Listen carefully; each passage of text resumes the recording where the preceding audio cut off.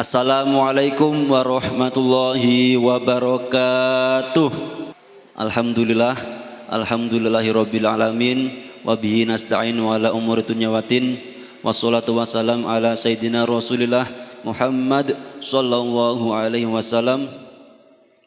Yang saya hormati Ketua PPM ACT, yang saya hormati Ketua Umum Risma ACT, dan yang saya hormati Majelis At-Tahar yang sudah mengiringi kita di dalam kajian Karim part 86 ya. Baik, terima kasih teman-teman. Segala puji bagi Allah Subhanahu wa taala yang telah melimpahkan berjuta-juta rahmat kepada kita sehingga kita bisa menghadiri kajian remaja Islam mingguan yang insya Allah diadakan rutin setiap 2 minggu sekali pada Rabu malam. Semoga kita semua bisa diistiqomahkan Allah Subhanahu wa taala untuk senantiasa belajar dan menuntut ilmu agama. Amin. Salawat serta salam kita aturkan kepada Nabi Agung Muhammad sallallahu alaihi wasallam yang alhamdulillah berkat beliau kita semua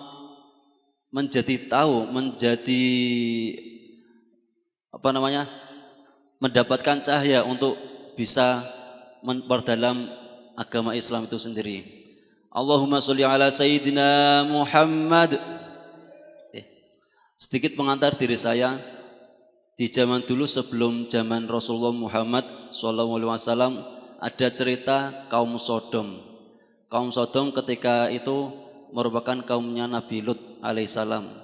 Diajak oleh Nabi Lut alaihissalam untuk meninggalkan kebiasaan buruk mereka, yaitu berhubungan sama jenis, namun mereka sendiri menolak, bahkan mengejek-ejek, mengolok-olok Nabi alaihissalam. Kemudian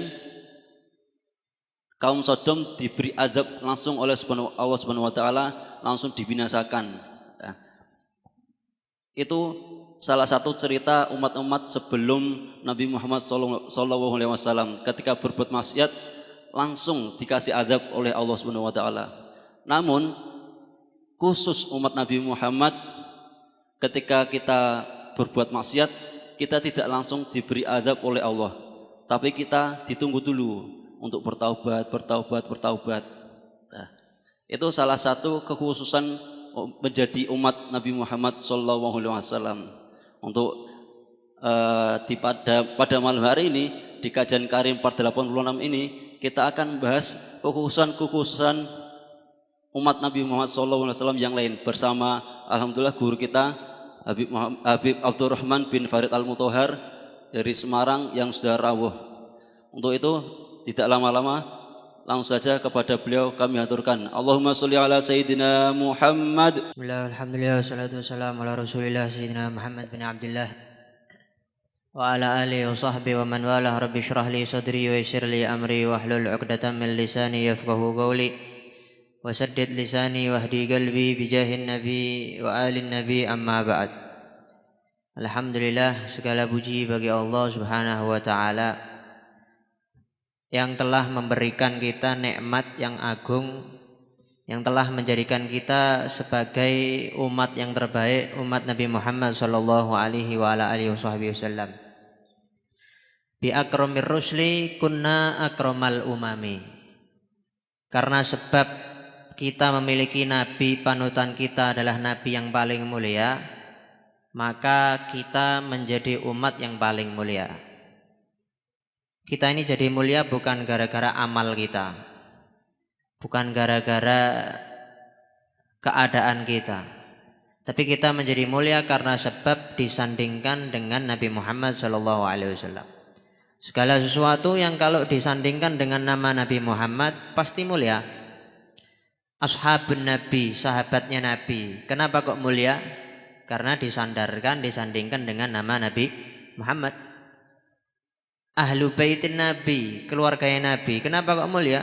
Karena disandarkan dengan namanya Nabi Muhammad SAW. Ummatun Nabi, umatnya Nabi Muhammad, kenapa kok bisa mulia? Karena disandingkan dengan Nabi Muhammad SAW, makanya bisa mulia. Nah, ketika kita memiliki kekhususan seperti ini, kekhususan yang diiri-irikan oleh umat terdahulu, harusnya kita berterima kasih dengan Nabi Muhammad SAW. Harus ada cinta kepada Nabi Muhammad SAW. Bagaimana cintanya kita kepada Nabi Muhammad? Ya memperbanyak sholawat. Kalau ada kajian tentang sirah perjalanan Nabi Muhammad, hadir. Karena cinta itu dari pengenalan. Bagaimana kita mengenali Nabi SAW. Jangan cuma cinta sama doi. Kalau ada doi ngechat misalnya, chat WA, jam 1 malam di chat, sayang lagi apa? Dijawab lagi main TikTok. Apa yang lihat di TikTok? Lagi lihat ceramah, padahal lihat cewek-cewek. Sayang mau ndak ketemuan? Jam 1 malam, tidak ketemuan di kafe. Jawabannya apa? Gas. Siap. Tapi kalau giliran Nabi Muhammad SAW, nomor sekian, waliyadzubillah. Sayang lagi apa? Lagi hadir peringatan Maulid Nabi. Sudah makan belum? Ini berkatannya belum keluar. Tidak lama dicat lagi. Sayang lagi ngapain? Sudah pulang? Sudah. Sudah sholat? Ini lagi sujud. Kalau sama doinya, wah nomor 1.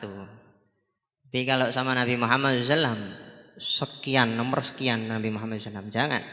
Tapi jadikan Nabi Muhammad adalah nomor yang pertama dalam hati kalian. Bahkan Nabi SAW mengatakan, kesempurnaan iman seorang itu di saat Nabi Muhammad lebih dari segala-galanya. Lebih dari dirinya, lebih dari keluarganya, lebih dari hartanya, lebih dari anak cucunya dan lain sebagainya. Nah, kekhususan umat Nabi itu banyak. Bahkan sampai Abu Ya Sayyid Muhammad Al-Maliki itu punya kitab khusus membahas tentang kekhususan umat Nabi. Nama kitabnya Khosaisul Ummah Al-Muhammadiyah. Kekhususan umat Nabi Muhammad SAW. Oleh khusus buat bahas kekhususannya kita semuanya. Jadi kita gini-gini itu punya kekhususan. Jadi nanti kalau di akhirat kita bisa membanggakan diri kita ke umat-umat yang lain. Salah satu kekhususan umat Nabi Muhammad itu dijadikannya seorang nabi jadi umatnya Nabi Muhammad, yaitu Nabi Isa. Nabi Isa itu nanti akhir zaman. Kalau sudah keluar Imam Mahdi, habis Imam Mahdi turun, habis itu Dajjal turun. Habis Dajjal turun, yang bunuh Dajjal nanti Nabi Isa. Nabi Isa turun. Nah, waktu Nabi Isa turun kan Nabi Isa itu kan Nabi. Umur 33 diangkat ada di langit, diangkat. Nabi Isa itu diangkatnya umur 33. Makanya nanti penduduk surga, orang-orang yang masuk surga itu semuanya umurnya kembali lagi menjadi muda, umurnya 33. Meninggal umur berapa? 90. Masuk ke liang lahat kembali muda. Penduduk surga ya. Jadi umur 33 tahun. Bahkan nanti di surga itu ada pasar muka. Jadi kalau bosan sama mukanya, datang ke pasar muka. Pengen mukanya kayak siapa misalnya. Tinggal milih, ada di situ banyak pasar muka. Ya, orang masuk surga nikmat. Semoga kita termasuk orang yang ahli surga. Amin ya rabbal alamin. Lah, Nabi Isa nanti turun. Nabi, apakah membawa syariatnya? Oh enggak. Nabi Isa turun jadi umatnya Nabi. Jadi ngikuti syariatnya Nabi Muhammad SAW. Bukan memperbarui syariat. Bukan memperbarui syariatnya Nabi, tapi turun mengikuti perintahnya syariatnya Nabi Muhammad SAW. Karena ada namanya Imam Mahdi. Imam Mahdi itu namanya sama seperti namanya Nabi, Muhammad bin Abdullah Al-Hasani. Ada yang bilang beliau Al-Husaini. Al-Hasani ibunya Al-Husaini. Ada yang bilang kebalikannya, Imam Mahdi itu Al-Husaini, turunan Nabi dari Sayyidina Husain, ibunya yang Al-Hasani. Ada yang bilang kebalikannya. Dan nanti waktu turun itu, waktu kumpul orang-orang kumpul pengikutnya Imam Mahdi, ada Nabi Isa, ada Imam Mahdi. Tapi jangan kita berandai-andai ya, pengen delok mukanya Nabi Isa misalnya. Oh jangan, lebih baik meninggal sekarang aja. Jangan sampai dapeti Dajjal. Fitnah sekarang aja, zaman sekarang kita tidak bisa melalui, apalagi melewati daripada fitnahnya Dajjal. Sekarang yang dajjal-dajjalan kita tidak bisa melewatinya, apalagi dajjal asli. Ya, waktu musyawarah gitu sama Imam Mahdi, ada satu musyawarah gitu, Imam Mahdi memerintahkan ke Nabi Isa, jenengan aja. Bahkan kalau mau sholat gitu, yang minta jadi imam, Imam Mahdi bilang sama Nabi Isa, jenengan aja yang jadi imam. Katanya Nabi Isa, jangan. Sekarang itu pemimpinnya jenengan aja yang jadi imam. Nabi Isa jadi makmumnya dari umatnya Nabi Muhammad SAW. Pemimpin di kala itu yaitu Imam Mahdi. Itu salah satu kekhususan umat Nabi. Tidak ada umat Nabi lagi. Umatnya Nabi Muhammad adalah seorang Nabi. Ya cuma Nabi Muhammad Sallallahu Alaihi Wasallam. Di antara kekhususannya umat Nabi yang lain, al-ikram birrahmatil khassah. Allah memuliakan kita dengan rahmat yang khusus. Allah berfirman, "Tsumma awrathnal kitaba alladzi istafaina min ibadina, faminhum zalimun li nafsihi wa minhum muqtasid wa minhum sabiqun bil khairat biidznillah." Allah dalam ayat ini membagi umat Nabi menjadi 3 golongan. Di umat Nabi Muhammad, kita ini umat Nabi Muhammad itu terbagi menjadi 3 golongan. Yang pertama, zalimun li nafsih. Orang yang wajib itu dilakukan seenaknya dia. Kalau subuh pas bangun ya wis, kalau babas ya wis juga. Yang haram dilakukan ya seenaknya. Kalau lagi pengen ya dilakukan yang haram. Kalau lagi tidak pengen ya dijauhi. Ini berarti orang yang menzalimi dirinya. Yang wajib dilakukan seenaknya, kadang bolong, kadang komplit, cuma sering bolongnya. Yang haram sering komplitnya, kebalikannya. Jadi menzalimi apa? Dirinya. Yang kedua, wa minhum muqtasid. Yang kedua ini ya lumayan lah. Yang wajib komplit, yang haram ditinggalkan. Sholat ya cuma 5 waktu tok, gak ada lebihnya. Tanya inti kenapa tidak sholat sunnah? Yang penting wajib. Yang wajib dilakukan sempurna. Puasa cuma puasa wajib. Puasa Arafah, kenapa tidak puasa Arafah? Yang penting Ramadan. Kalau seandainya Ramadan sunnah pun saya tidak akan puasa. Misal begitu ya. Kemudian yang haram ditinggalkan. Yang haram ditinggalkan. Tapi yang makruh tetap jalan. Yang makruh apa? Tetap jalan. Kalau kita mau mengikuti madhab Syafi'i ya, main catur itu makruh. Ngikuti madhab apa? Madhab Imam Syafi'i. Main catur itu hukumnya apa? Makruh. Ya tapi madhab lain bilang tidak apa-apa boleh. Main PS mubah itu boleh. Main PS tidak apa-apa. Main TikTok. Untung zaman dulu tidak ada TikTok ya.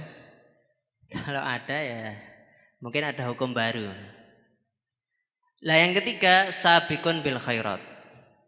Oh yang ketiga ini orang Masya Allah, orang wali. Yang wajib komplit, yang haram ditinggalkan semuanya, yang makruh pun ditinggalkan. Bahkan syahwat duniawi ditinggalkan. Wajib komplit, sunnah komplit, yang haram ditinggalkan semua, yang makruh pun ditinggalkan. Berbau makruh itu tidak mau, tidak mau. Bahkan syahwat duniawi pun juga ditinggalkan. Lah Ibnu Abbas mengomentari ayat ini sehingga beliau mengatakan, Abdullah bin Abbas, sepupunya Nabi Sallallahu Alaihi Wasallam, itu beliau bilang, kan ada 3 golongan tadi. Yang pertama sabiqul bil khairat itu yadkhulul jannah bighairi hisab. Golongan yang tadi Ana sebutkan yang ketiga dari ayat itu, yaitu yang sabiqun bil khairat. Orang yang melaksanakan yang wajib, meninggalkan yang haram, meninggalkan yang makruh, melaksanakan komplit dari ibadah sunnah. Itu golongan yang ketiga tadi ya.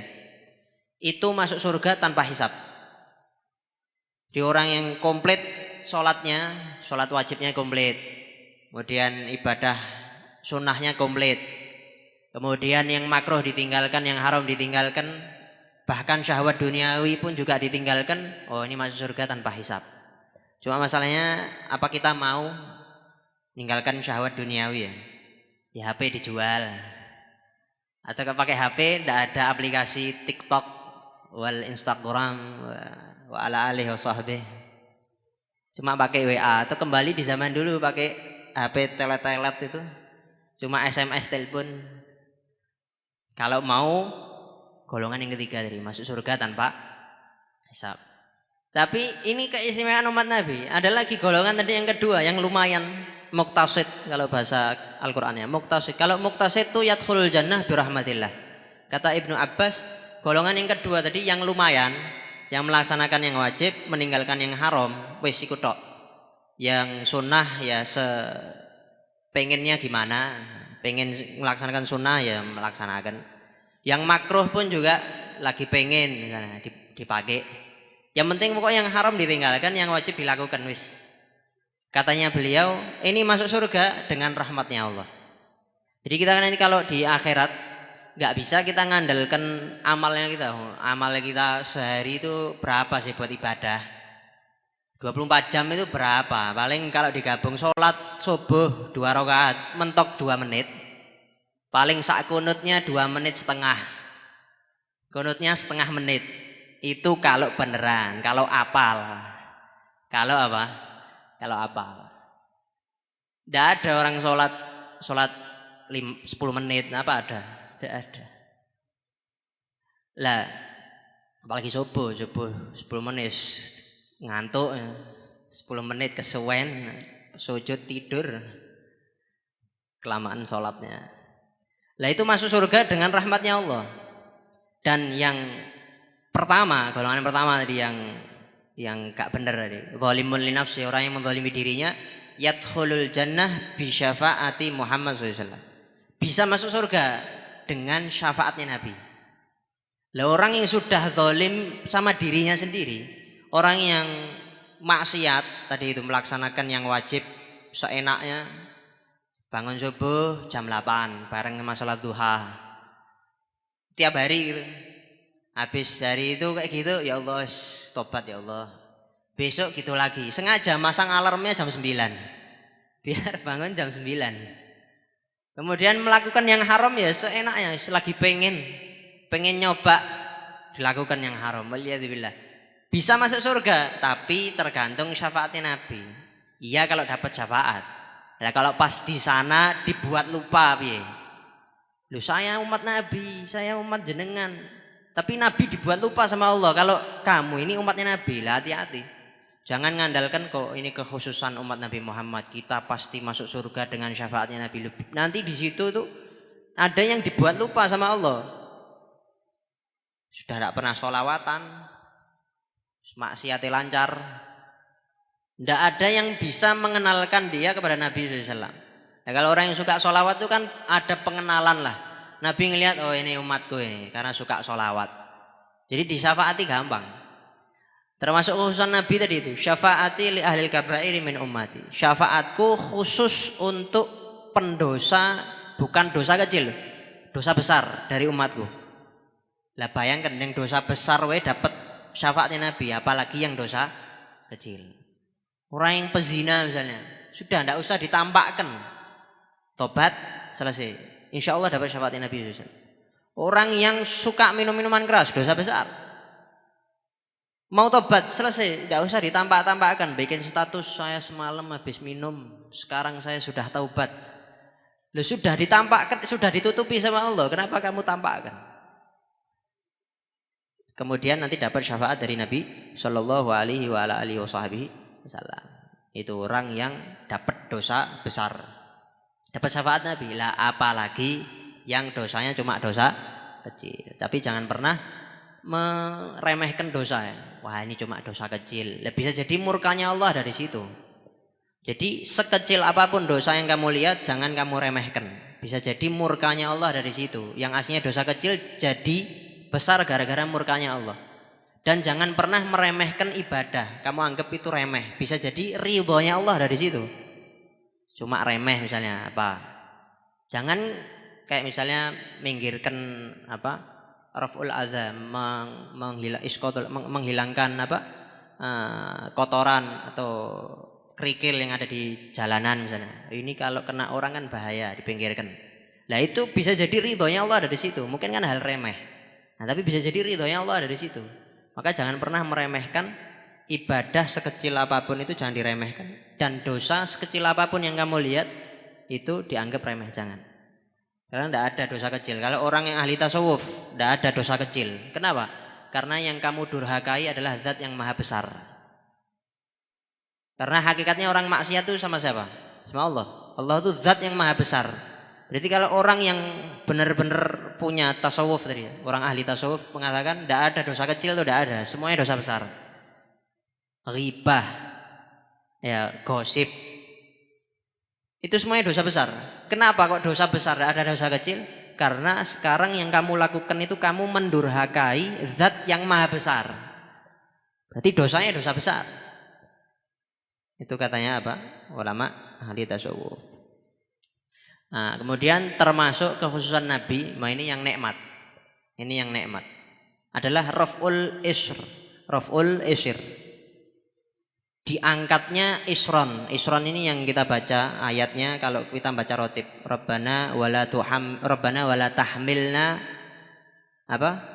Rabbana wala tahmil alaina isron kama hamaltahu alal ladzina min qablina. Isron itu adalah beban yang berat di atas rata-rata. Itu artinya apa? Isron.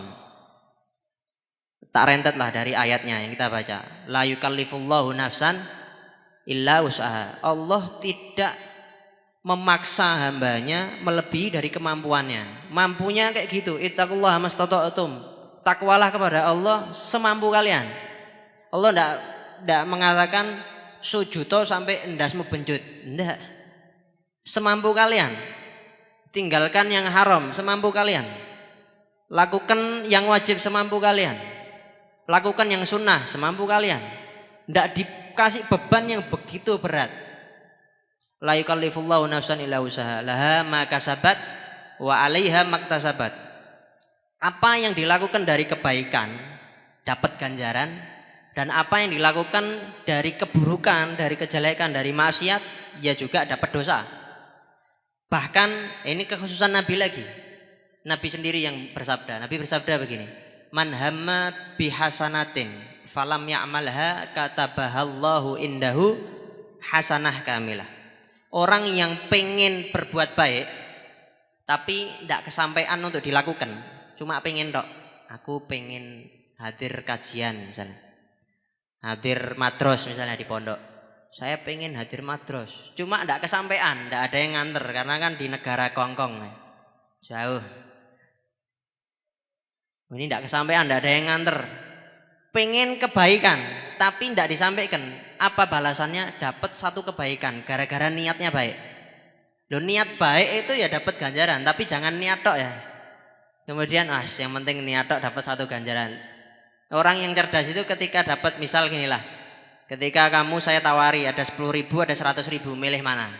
Ya 100.000. Ini uang pinter, tapi ini pahala tidak pinter. Kasih pahala 1 sama 100, ya milih yang 100. Tidak apa-apalah 1 ditabung mungkin bisa banyak.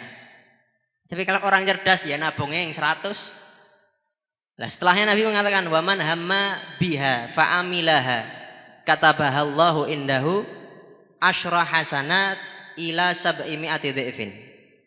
Kalau orang niat baik, niat melakukan kebaikan, kemudian dilakukan, bukan niat dok, niat pengen sholawat, pengen baca sholawat 1000, dilakukan sama dia sholawat 1000, pahala yang dia dapatkan 10 kebaikan sampai 700 kebaikan, bahkan bisa jadi lebih dari itu, tergantung rahmatnya Allah.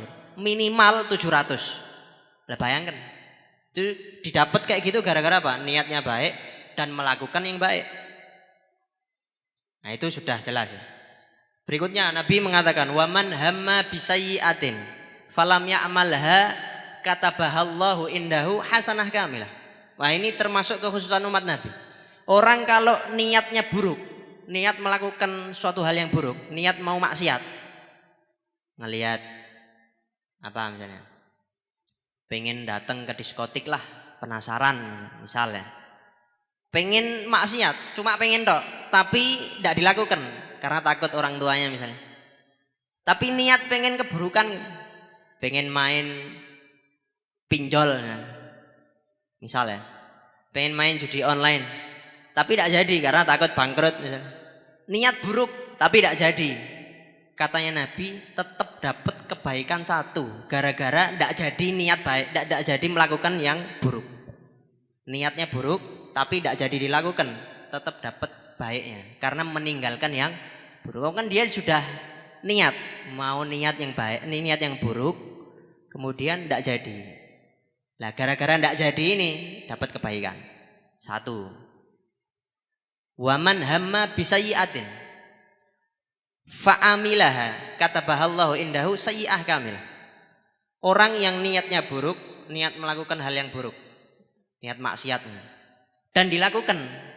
Harusnya kan kalau kita samakan, kita bandingkan dengan yang tadi, orang melakukan niat yang baik, melakukan kebaikan, dapatnya tadi 10 kebaikan sampai 700. Harusnya kalau kita bandingkan, orang yang niat melakukan keburukan kemudian dilakukan harusnya dapat 10 keburukan sampai 700.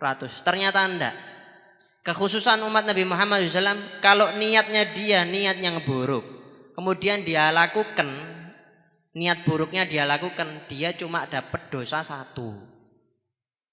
Niat baik dilakukan dapatnya 10 sampai 700, tapi kalau niat buruk dilakukan dapatnya cuma 1 keburukan. Ini kekhususan umat Nabi Muhammad sallallahu alaihi wa ala alihi wasallam. Isron itu namanya apa? Isron tadi. Nah, Rabbana apa tadi? Astagfirullah. Laha makasabat wa alaihi makasabat. Rabbana la tu'akhidna in nasina wa akhtana. Ya Allah, jangan Engkau kasih kami dosa karena sebab kami lupa atau karena sebab kami salah. Nabi bersabda, rufi'a an ummati al khata'u wan nisyanu wa mastukrihu alaih. 3 hal ini kalau umatku melakukan karena sebab salah satu dari 3. Ada 3 hal. Kalau salah satu dari 3 ini dia melakukan sesuatu karena ini, maka tidak dapat dosa. Yang pertama karena salah, al khata', karena tidak tahu. Misal dia tidak tahu auratnya laki-laki itu antara pusar sampai lutut, pakai katok paha bawah ya, sepaha ya, itu padahal auratnya laki-laki antara pusar sampai lutut, tapi dia tidak tahu, dia tidak dapat dosa. Setelah dia tahu, dia lakukan, ya baru dosa. Lah yang tidak tahu itu, yang tidak tahu tidak dapat dosa. Nah, itu keistimewaan umat Nabi SAW. Yang kedua an-nisyan, kalau lupa. Contoh main Mobile Legend, masuk waktu zuhur, wah asik pol, sampai jam 2 ndak kerasa, sampai asar, main game sampai asar, zuhur lewat. Habis itu musuhnya bilang, kowe wis sholat durung? Oh ya Allah. Akhirnya ingat, apakah dosa? Ya karena lupa. Karena lupa ya ndak dosa. Tapi jangan dilupa-lupakan. Dilupa-lupakan itu yang dosa. Tapi kalau memang asli lupa, ndak dosa. Masuk waktu isya, ngantuk pol, wis tak turu sik wis. Sudah masang beker alarm 10 HP jejer. Ben sholat isya. Ternyata bablas. Bangun-bangun isya hari besok. Lah itu lupa, apakah kena dosa? Ya enggak kena dosa, lupa. Nah itu kekhususan umat Nabi SAW. Umat terdahulu enggak ada lupa ya tetap kena. Loh ini enaknya kita ini, enaknya umat Nabi Muhammad Sallallahu Alaihi Wasallam. Dan yang ketiga, wa mastukrihu alaih, yang dipaksa. Kalau misalnya dipaksa, ada pistol sudah di sini ya, kepala. Ente kalau sholat, ini apa? Ente kalau sholat tak tembak. Penjahatnya pakai ente. Ente kalau sholat tak tembak. Misalnya, akhirnya dia meninggalkan sholat gara-gara dipaksa. Ini ada di kitab fikih. Tapi ya harus apa ya istilahnya, terornya harus jelas. Diteror pakai apa? Pakai siwak. Ente kalau sholat tak pukul pakai siwak. Ya sholat toh. Pukul pakai siwak kok takut. Misal pakai parang yang gede. Atau pakai apa? Ini pakai misalnya ente kalau sholat tak balang cilok. Ya sholat toh tidak apa-apa. Nah itu bukan paksaan yang dikasih tolerir oleh siapa? Oleh syariat. 3 hal itu. Kalau umat Nabi melakukan salah satu dari sebab 3 tadi itu, maka tidak kena dosa. Itu keistimewaan umat Nabi sallallahu alaihi wasallam. Habis itu Rabbana wala tahmil alaina isron kama hamaltahu alal ladzina min qablina. Ya Allah, jangan Engkau bebani kami beban yang berat sebagaimana umat-umat terdahulu. Sebagaimana apa? Umat-umat terdahulu. Rabbana wala tuhammilna ma la taqata lana bih. Jangan Engkau bebani kami yang berat yang kami tidak mampu. Umat Nabi umurnya cilik, umurnya sidik, umurnya paling ya mentok 63 ya, normalnya 63. Yang ada yang abnormal, ada yang 70, 80, 90. Ada yang tidak sampai 63. Tapi amalnya bisa banyak-banyak. Ya karena kekhususan umat Nabi sallallahu alaihi wasallam. Lah, ketika Allah mengatakan di situ dihikayatkan Rabbana wala tahmil alaina isron. Ya Allah, jangan kami ini dikasih beban yang berat, isron. Beban yang berat seperti apa sih yang dikasihkan kepada umat terdahulu? Banyak. Di antaranya yang pertama, adamu mu'akalatil haid. Orang Yahudi dulu itu kalau istrinya lagi halangan, lagi haid atau lagi nifas, itu bukan cuma tidak dikumpuli. Kalau syariat Islam kan tidak boleh dikumpuli. Syariat Nabi Muhammad SAW tidak boleh dikumpuli. Kalau orang Yahudi dulu itu masuk rumah yang di situ ada wanita yang halangan, tidak mau. Ditaruh di tempat sendiri, bahkan makan tuh tidak mau bareng, tidak mau. Ditaruh di rumah sendirian, itu perempuan yang halangan, makannya sendirian, tidak mau ngomong sama orang yang halangan. Tapi ketika Nabi Muhammad SAW hadir, ada umat Nabi Muhammad, wanita yang haid, wanita yang haid, larangannya cuma tidak boleh digauli, tidak boleh disentuh antara pusar sampai lutut, sudah. Sisanya boleh, makan bareng boleh. Bahkan Nabi itu Sayyidah Aisyah ketika minum, Sayyidah Aisyah misalnya minum di sini ya. Waktu Sayyidah Aisyah masih haid. Kemudian Nabi SAW ngambil airnya tadi itu, kemudian diminum di bekas di mana Sayyidah Aisyah minum. Itu menunjukkan bahwasanya umat Nabi Muhammad tidak sama seperti umat terdahulu. Kalau umat terdahulu, kalau ada wanita yang halangan, dikasih tempat sendiri, makan tidak boleh bareng, makan dewe, minumnya dewe. Kemudian yang kedua, kekhususan umat Nabi Muhammad SAW, beban yang berat tadi itu. Umat terdahulu itu tidak boleh sholat kecuali hanya di tempat ibadah, di masjid. Umat dahulu itu kalau sholat harus di masjid. Jadi kalau masjidnya jauh ya harus jalan. Tidak boleh sholat sembarangan. Kalau umat Nabi Muhammad SAW, Nabi mengatakan waju'ilat liyal arda masjidan wa tahura. Tanah ini dijadikan sebagai masjid oleh Allah untuk umatnya Nabi Muhammad SAW. Maksudnya apa tanah menjadi masjid? Mau ini sholat ada di pelataran gitu, mau di tengah jalan, walaupun makruh sholat tengah jalan, tabrak mobil, tengah-tengah jalan tol sholat di situ, tidak apa-apa, ini siap mati. Tapi boleh, itu umat Nabi Muhammad. Umat terdahulu tidak boleh. Kalau sholat harus di masjid. Berikutnya, kalau sholat umat terdahulu itu harus bersucinya pakai air. Harus pakai air. Tidak nemu air, lah bayangkan dulu tidak ada keran ya. Umat terdahulu ini harus nguruk dewe paling, biar keluar air.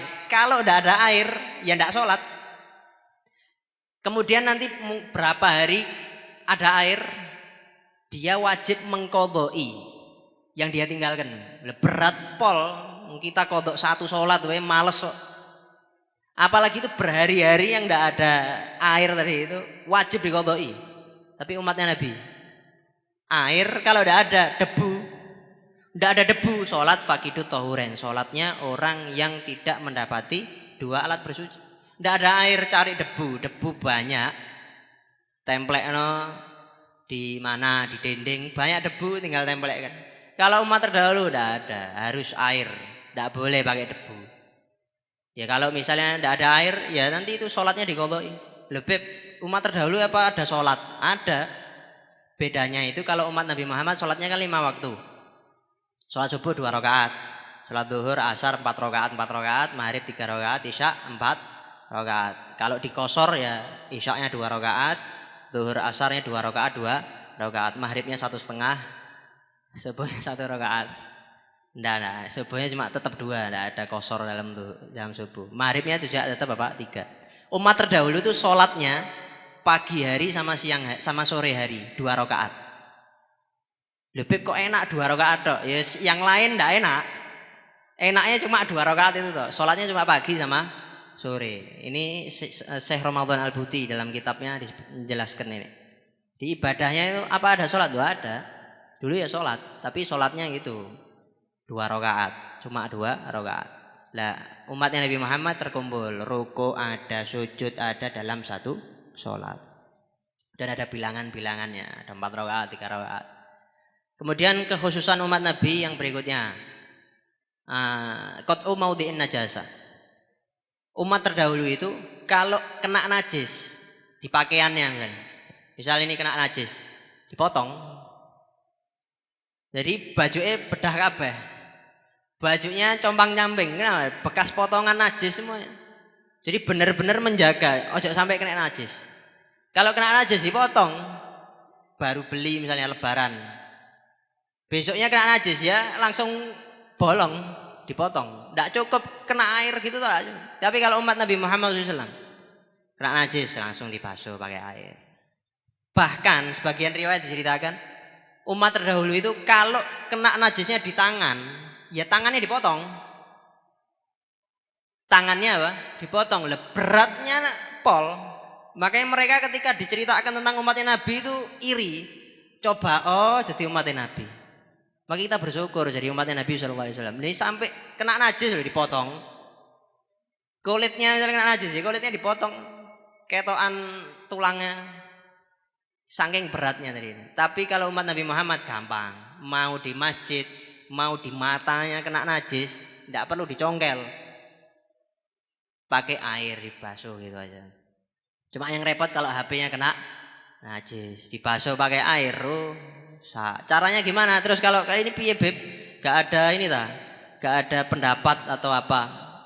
Mau orang kok minta pendapat terus. Ya caranya ya jangan dibawa HP-nya buat sholat. Ngapain HP dibawa pas sholat? Paham enggak? Kalau HP kena najis misal dibawa ngapain? Lagi meres susunya sapi, kena teleknya sapi. Waduh najis piye? Dibasuh pakai air ya rusak. Kecuali kalau apa anti air itu bahasa Inggrisnya. Itu anti air, kecuali kalau anti air ya tidak apa-apa lah. Tapi kalau misalnya nanti waduh piye, ya tidak usah dibawa, tidak usah dikantongi pas sholat. Ngapain sholat ngantongi HP? Jadi mungkin nanti ada notif dari doi. Ya sudah itu nantilah. Umat terdahulu repot, harus dipotong. Bahkan kalau taubat pun taubat, wah ini yang lebih parah lah. Makanya kita harus bersyukur. Kita harus ceritain gini tuh bersyukur. Alhamdulillah jadi umatnya Nabi. Alhamdulillah. Mereka kalau taubat itu dibunuh.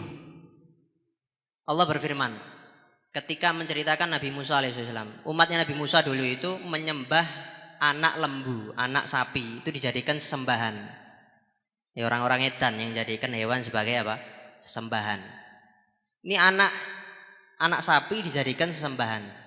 Kemudian ketika Nabi Musa menasihati mereka, fatubu ila bariikum.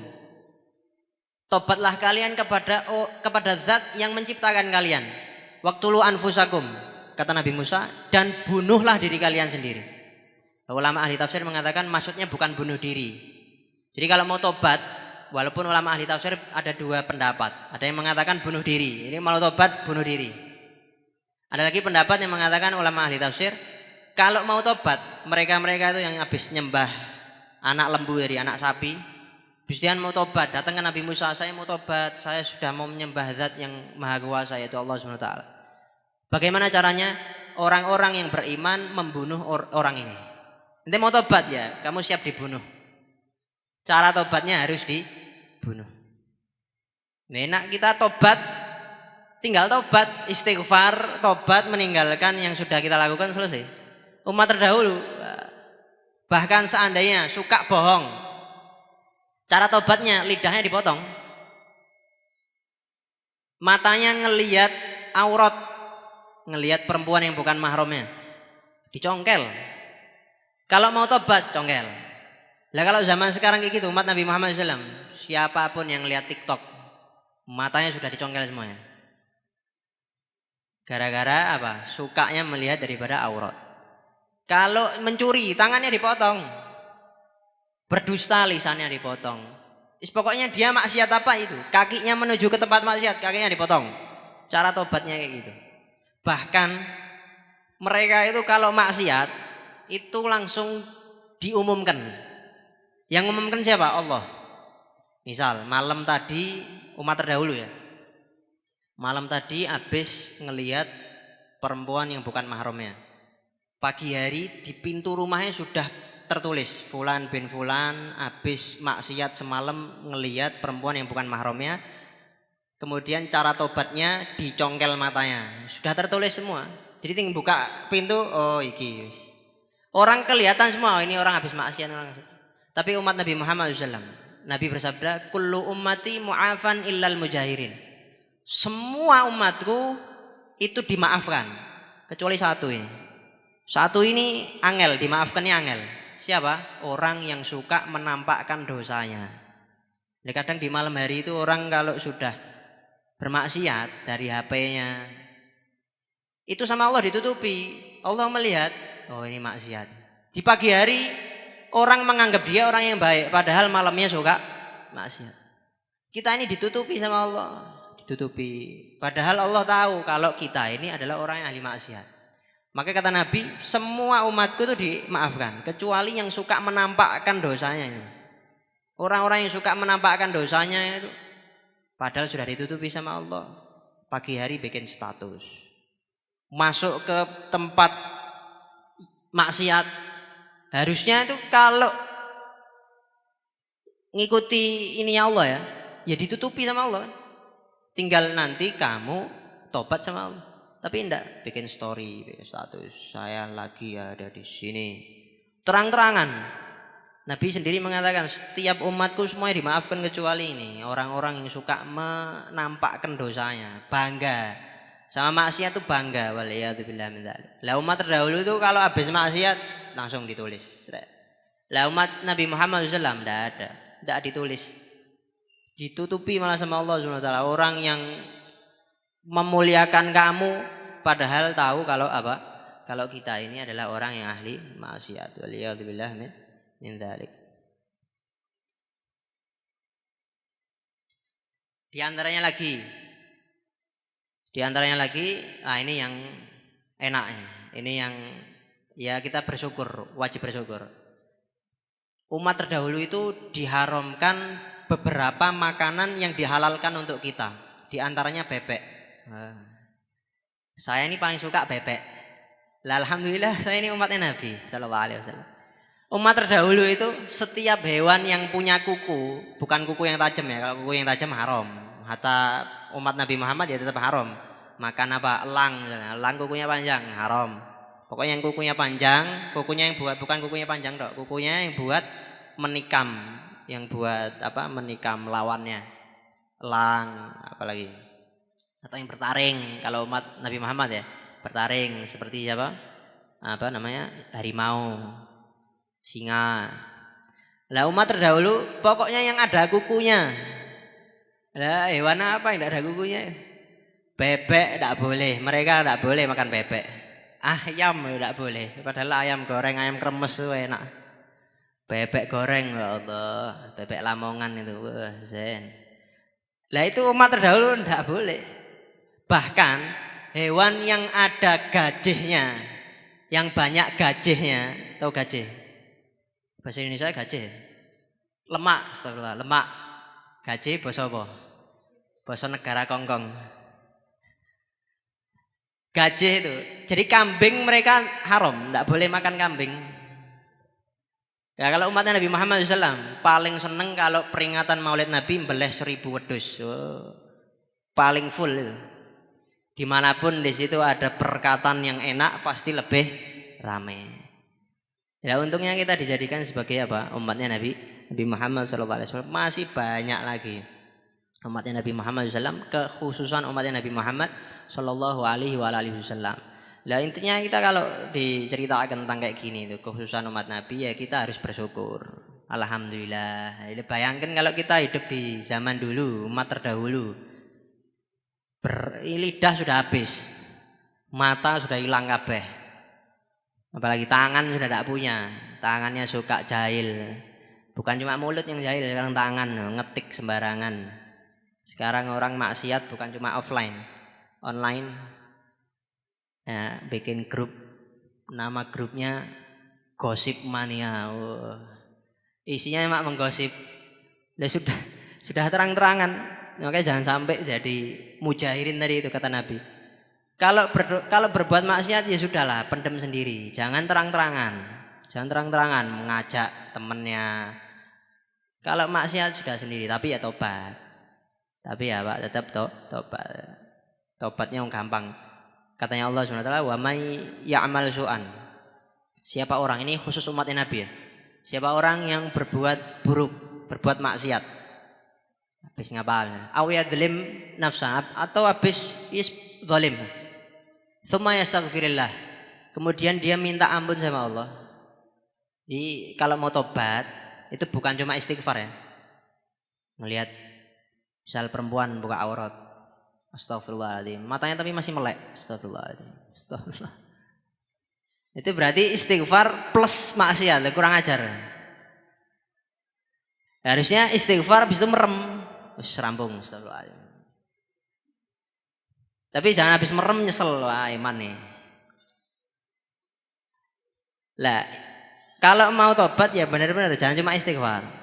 Syaratnya tobat itu istighfar jelas. Kemudian berikutnya adalah tidak ada niat untuk melakukan dosa itu kembali. Habis istighfar, habis berbuat maksiat atau istighfar ya. Habis itu ketoke kok enak ya maksiat ya. Ngulangi lagi. Ya tobatnya bukan tobatan nasuha. Tobatan nasuha itu tidak mau ngulangi itu lagi. Kemudian yang berikutnya yang ketiga adalah an-nadam, nyesel. Jadi kalau urutannya ya yang pertama nyesel dulu. Karena istighfar itu dimulai dari nyesel. Kecuali orang yang sudah tidak ada penyesalan cuma bilang istighfar tok. Astagfirullah, astagfirullah. Lintu nyesel, ya astagfirullah lah ya pokoknya. Tapi nyesel dulu, yang penting nyesel ya Allah. Ya. Lagi orang kalau ada penyesalan setelah berbuat maksiat itu harusnya bersyukur. Berarti Allah pengen kamu dalam kebaikan. Berarti ngerasa gitu, oh aku ini habis berbuat maksiat, ngerasa. Tapi orang kalau habis maksiat itu biasa kayak orang biasa ya. Nah ini yang tidak beres, ini orang yang tidak beres. Tapi tadi nyesel, kemudian istighfar, kemudian tidak mengulangi lagi. Ya ini taubatan nasuha. Ya, orang ini tobat-tobatan, ya orang kalau tobat-tobatan ya apa? Ya tidak diterima sama Allah tobatnya. Makanya dalam ayat wa may ya'mal su'an aw yadlim nafsah tsumma yastaghfirillah yajidillaha ghafurur rahima. Orang yang berbuat maksiat kemudian dia beristighfar kepada Allah, taubatan nasuha ya, maka dia akan dapati Allah adalah zat yang maha pengampun. Tapi ini ada bagusnya, ini ada sebagian ulama mengatakan jangan yang kita ingat kenangan kita kepada Allah adalah kenangan yang buruk. Makanya ada sebagian ulama itu yang istighfarnya tidak banyak. Kenapa? Karena kalau orang yang memperbanyak istighfar, ini menurut mereka ya, orang yang memperbanyak istighfar itu seakan-akan kayak kenangan saya sama Allah itu buruk terus. Istighfar itu kan minta ampun. Kayak seakan-akan Allah ini tidak ada kenangan baik dengan saya. Makanya kita kalau baca Sayyidul Istighfar, Abu ulaka binikmatika alayya, Abu ulaka binikmatika alayya, aku ini memberikan kepada kamu berapa nikmat. Nikmat kamu sadar atas maksiat itu ya nikmat. Makanya sebagian ulama ada yang bukan tidak senang istighfar ya, jangan disalah paham. Oh, no, ulama gak senang istighfar, bukan. Maksudnya tidak memperbanyak istighfar. Kenapa? Karena kesannya, kenangan dia kepada Allah itu bukan cuma hal-hal yang buruk dok. Orang yang memperbanyak istighfar kayak seakan-akan kok banyaknya malah kenangan yang buruk sama Allah. Padahal Abu ulaka binikmatika alai, banyak nikmat yang Allah berikan kepada kita. Nah itu yang harusnya kita lebih perbanyak daripada membaca alhamdulillah. Segala puji bagi Allah, alhamdulillah. Nabi Muhammad ini orang yang sudah pasti masuk surga, orang yang sudah diampuni dosanya oleh Allah dari tidak punya dosa, Nabi Muhammad SAW. Tapi sampai diriwayatkan Nabi Muhammad itu sholat sampai bengkak kakinya. Ketika Sayyidah Aisyah tanya, wahai Nabi, kamu ini mungkin kita ya sudah dapat cap, kamu pasti masuk surga, ya wis tidur rebahan, sudah pasti masuk surga. Tapi Nabi Muhammad SAW kata Nabi, afala akunu abdan syakura, kok aku ini tidak boleh jadi hamba yang bersyukur? Kayak kita bos misalnya punya pegawai, dikasih fee banyak nih pegawai, dia akan lebih giat lagi, biar apa? Biar dapat fee yang lebih banyak. Tapi kalau ada pegawai yang dia dapat fee, kemudian dia sudah merasa cukup dengan fee-nya tadi itu, dengan bonusnya tadi itu, berarti ini pegawai yang tidak benar, pegawai yang bodoh. Begitu juga hamba, ketika dapat nikmat dari Allah, dia harusnya lebih bersyukur lagi, lebih giat lagi, biar dapat apa? Bonus yang lebih banyak. Oleh karena itu, perbanyak daripada bersyukur. Kita menjadi umat yang terbaik. Saking istimewa kita, nanti yang pertama kali masuk surga setelah Nabi, umatnya Nabi Muhammad SAW. Umatnya Nabi Muhammad Sallallahu Alaihi Wasallam. Ya, semoga kita semuanya masuk ke surga dengan tanpa hisab. Amin ya Rabbal Alamin. Semoga juga Nabi Muhammad tidak lupa sama kita. Jangan sampai Nabi Muhammad lupa sama kita. Lah kalau Nabi Muhammad lupa sama kita, kita mau minta tolong sama siapa? Nanti di akhirat itu orang datang ke Nabi Adam. Waktu Allah Subhanahu Wa Taala itu marahnya luar biasa. Marah, datang ke Nabi Adam minta pertolongan, ya Nabi Adam, ayo bantu kita, kamu ini kakek buyutnya kita. Nabi Adam itu kakek buyutnya manusia. Pernah waktu Isra Mi'raj, Nabi itu ngelihat ada orang yang noleh kanan kiri. Kalau noleh ke kanan guyu, ngakak gitu. Kalau noleh ke kiri nangis. Nabi Muhammad tanya sama malaikat Jibril, ya Jibril, siapa itu? Noleh kanan ngakak, noleh kiri nangis. Dia adalah Nabi Adam. Loh kenapa kok noleh kanan guyu? Ketika noleh kanan ngelihat anak cucunya berbuat kebaikan, makanya guyu. Waktu noleh kiri ngelihat anak cucunya berbuat maksiat, makanya nangis. Di kita kalau zalim berarti kita buat nangis Nabi Adam. Makanya kesian Nabi Adam. Semua sedunia anak cucunya nangis guyu. Nabi Adam alaihissalam. Nah nanti itu kalau pas itu Nabi Adam tidak mau, nafsi dewe. Nah lari ke Nabi Ibrahim, anta khalilullah, kamu ini sahabatnya Allah, ayo mintakan tolong. Nafsi, tidak ada yang mau. Kita kalau baca Burdah, walayyadhiqa Rasulullah jahu kabi idzal karimu tajalla bismi muntakimi. Tidak ada yang berani ngomong sama Allah kecuali cuma Nabi Muhammad SAW. Murkanya Allah itu tidak mempersempit kedudukan Nabi Muhammad di sisi Allah. Tidak mempersempit. Nabi Muhammad tetap orang yang paling dicintai oleh Allah SWT. Lari akhirnya mereka ke Nabi Muhammad SAW. Ketika lari ke Nabi Muhammad mengatakan analah. Sekarang yang mensyafaati kalian adalah aku.